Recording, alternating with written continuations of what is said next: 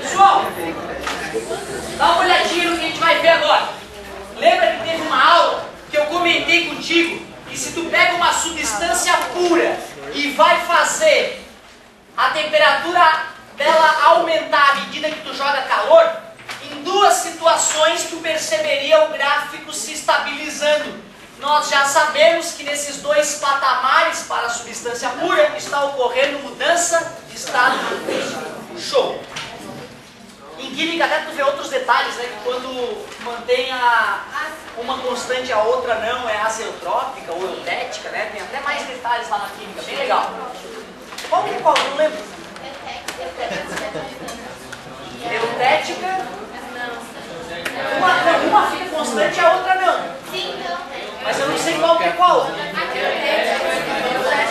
Eutética é essa que fica constante. E a azeotrópica, aquela que fica constante. Obrigado, cara. Tinha esquecido desse detalhe. Pessoal, já que a temperatura não vai mudar, a gente vai ter que fazer uma nova análise em laboratório para entender o que está acontecendo. A gente pode pegar um pouquinho de gelo que já está na iminência de derreter. Qual é a temperatura então? É 0. Ele ainda não derreteu nenhuma gota, mas ele está quase derretendo. Boto ele na balança, vejo qual é a massa, por incrível que pareça, esse meu caso aqui deu 10 gramas, olha que coincidência, exatas 10 gramas. Boto no calorímetro esse corpo e meço através dessa máquina de medir calor, chamada calorímetro, nome justo. Vejo quanto de calor a água vai ter que receber, né? Tem que receber para poder ir para o estado líquido, concorda comigo? Sim. Quanto vai ter que receber para chegar no estado líquido a 0 graus. Eu até meço a massa da água depois para garantir que nenhuma gota foi perdida por evaporação. O calorímetro, galera, indica que para fazer essa transformação, para derreter 10 gramas de gelo, a quantidade de calor necessária são 800 calorias. Se eu quisesse derreter 5 gramas, parabéns. Se eu quisesse derreter 20 gramas, 1.600, o dobro se é metade da massa, metade da energia. Se é o dobro da massa, o dobro da energia, bem como na questão anterior. Então, apesar de não estar acontecendo variação de temperatura, continua havendo a relação matemática entre a massa e a energia. E é intuitivo, né? No laboratório, tu não vai acreditar na tua intuição. Tu vai fazer teste para 1 grama, para 12 gramas, para 15 gramas. Vai fazer um gráfico ainda para ver se vai dar uma reta. E realmente funciona.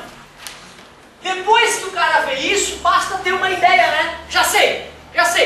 Vou chamar de calor específico latente, por isso o nome calor latente. Vou chamar de calor específico latente justamente a relação entre a quantidade de calor gasta para fazer a transformação e a massa de matéria que transformou-se. É isso. Então tu vê, a ideia não começou na forma de moleza. A ideia começou descobrindo uma característica do material que permitia relacionar a quantidade de calor com a massa que mudou de estado físico. Esses dados que eu coloquei aqui, galera, são dados realistas para a água, tá beleza? Vamos lembrar então quanto é que é o L de fusão da água. L de fusão da água, quantidade de calor, 800 calorias, variação de temperatura não, massa. 10 gramas, corta, a partir de hoje tu sabe que o L de fusão da água é 80 calorias por grama. E eu pergunto, quanto é o L de solidificação? Uou, a galera tá lembrando que se a ida exige 80 calorias por grama, na volta tu tem que retirar 80 calorias para cada grama de água congelada. Certo? Então ficaria menos 80 calorias por grama. Como a água é a substância mais comum de aparecer nesses problemas, é bacana ter decorado pelo menos a característica da água. Se for qualquer outra substância, ele vai te fornecer, até o da água ele fornece. Só que aqui tu economiza tempo, né? Alguém lembra o L de ebulição? Porra! L de ebulição da água, 540 calorias por grama. Então, o L de liquefação, isso, L de liquefação fica da água, H2O, fica menos 540 calorias por grama. Todas as substâncias precisam de mais calor para evoluir do que para... Legal, cara. Tu concorda que a mudança do estado sólido para o estado líquido é menos radical do que do líquido para o gasoso? Pensa nas moléculas. Como é que é o estado sólido? As moléculas estão vibrando, mas agarradas, certo? Quando começa o estado líquido, a agitação molecular é tamanha que as moléculas não conseguem mais dar as mãozinhas. Elas ficam escorregando uma na outra, mas ainda juntas, certo? Aí uma hora a agitação é tão grande que elas não conseguem mais nem se encostar. Elas ficam nem umas loucas para cima e para baixo. Então pensa bem, sair do estado onde elas estão conectadas vibrando e começam a se deslizar é uma coisa. Agora sair do momento de contato deslizante para elas começarem a quicar, né, é bem mais radical. Uma mudança mais radical exige mais energia para acontecer.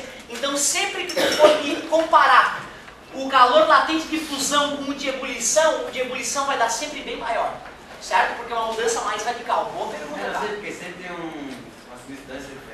Isso, é bom, essa pergunta é boa. E outra, no vestibular eles podem perguntar esse tipo de coisa. É uma pergunta rara de acontecer, mas né, tu vê, tu pensou nisso. Se vier essa pergunta no vestibular, porra, pensei sobre isso, discuti isso com o professor. Puf, né? É isso mesmo, tem que perguntar. Galerinha, eu poderia fazer um exemplo bem bobinho no começo. Uma pergunta tipo: uma fábrica de gelo produz 10 toneladas de gelo por mês. Calcule a energia gasta para a produção do gelo, considerando que a água inicialmente é colhida a 20 graus. Certo? Acabei de inventar então, ó. Eu disse que uma fábrica está produzindo quanto de gelo?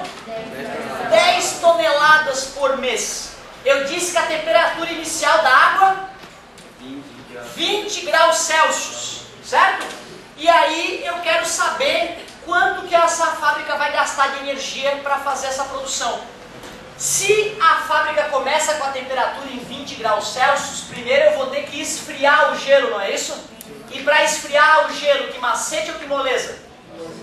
Que macete. Então a matéria passada vai continuar nos perseguindo aqui para a gente poder fazer as contas. Vamos calcular o que macete na água para fazer ela chegar a zero. Depois a gente vê quanto a mais precisa para congelar. Caramba, 10 toneladas são quantos quilos? São 10 mil quilos. São quantas gramas? Só botar mais 3 zeros. 10 milhões de gramas. Uma tonelada são 1000 quilos. 1 quilo, 1000 gramas. Então multiplica por 1000 para passar para quilo, multiplica por 1000 para passar para grama. Bota 6 zeros. Pega o 10 e bota 6 zeros. 3, 6. Czinho da água. 1 caloria por grama grau Celsius. Variação de temperatura. Quanto? Menos 20. A final é 0 e a inicial é 20. Concorda? Eu quero congelar, tem que chegar a 0 primeiro, não é? O freezer vai consumir por mês de energia essa quantidade só para esfriar a água. Vamos ver. 20 vezes 10 milhões, 20 milhões. Menos 200, aliás. Menos 200 milhões de calorias.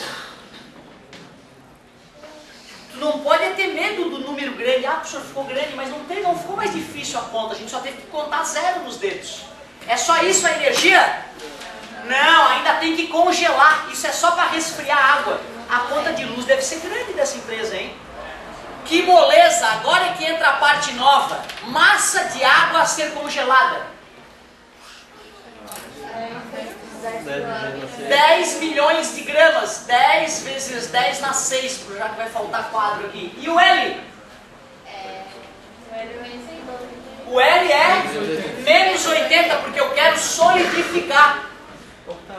Só um pouquinho. 10 vezes menos 80, menos 800. Com mais 6 zeros, menos 800 milhões de calorias.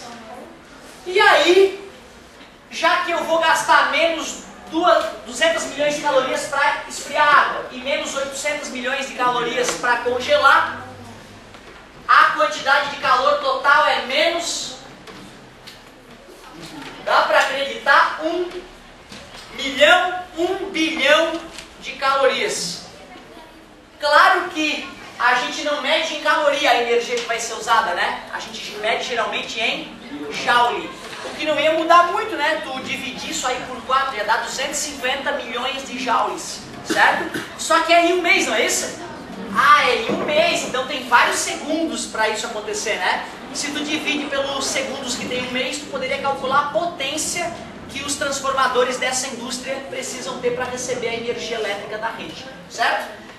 Fora os números bizarros que eu acabei de criar, a conta nova é muito complicada? Não. Para com isso, é que moleza mesmo, é bem mais fácil que macete, por isso que a galera botou esse nomezinho, né?